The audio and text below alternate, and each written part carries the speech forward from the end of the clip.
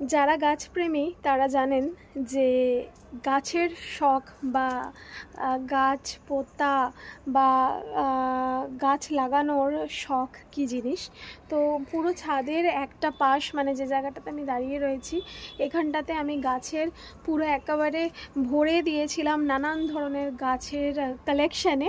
কিন্তু বিষয়টা যেটা হচ্ছে সেটা হচ্ছে আমি এখন আর না মানে কিকুকে সামলে সময় করে উঠতে পারছি না যে ছাদে গাছের পরিচর্যা করব করে।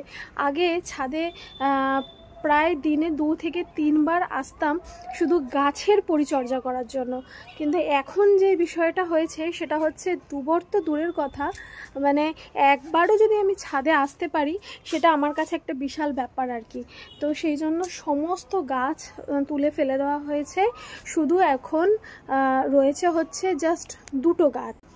এই হচ্ছে আমাদের আকন্দ গাছটা, যেটায় এইরকম ফুল এসছে। কি সুন্দর ফুলটা এসছে দেখুন, কাছ থেকে দেখাচ্ছি, দুর্দান্ত লাগছে, একদম নীল রঙের, ঠিক নীলও নয়, এটার কালারটা না পার্পল টাইপের কালারটা, কি সুন্দর এসছে, মানে বাবার মাথায় একদম মানে দেওয়ার জন্য উপযুক্ত।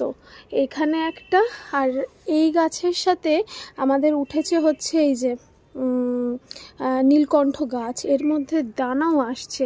এই দানাগুলো না শুকিয়ে গেছে, এগুলো এখন বীজগুলোকে প্রতিস্থাপনের জন্য একদম রাইট টাইম। কিন্তু না, এই জায়গাগুলোতে আমার সব গাছ ছিল, এখন কোনো গাছ মেনটেন করতে পারছি না বলে সব তুলে ফেলে দিয়েছি, যেগুলো আছে সেগুলোও করা যাচ্ছে না। এই গাছটাও শুকিয়ে গেছে, কিন্তু ওই যে বলে না শিব ঠাকুরের প্রিয় গাছ চট করে মরে না। এই দেখুন কত দানা আসছে, কি সুন্দর। এগুলো যদি আমি লাগাই কত সুন্দর সুন্দর গাছ উঠবে। এই দেখুন দানা, এই একটা, আর এই দেখুন এইটার মধ্যেও দানা, কত দানা এসছে। এই দানাগুলো না যখন গাছ থাকে এগুলোকে তুলে তুলে ফেলে দিতে হয়, নয়তো গাছ বাড়ে না, মানে নতুন পাতা আসে না, ফুল আসে না। এর মধ্যেও দেখুন দানা আছে, সব শুকিয়ে গেছে। এই দানা একদম প্রতিস্থাপনের জন্য রেডি। আর তার সাথে একদম মগ ডালের ওপরে একটা কাঁচা দানা রয়েছে, এই যে এটা শুকোয়নি।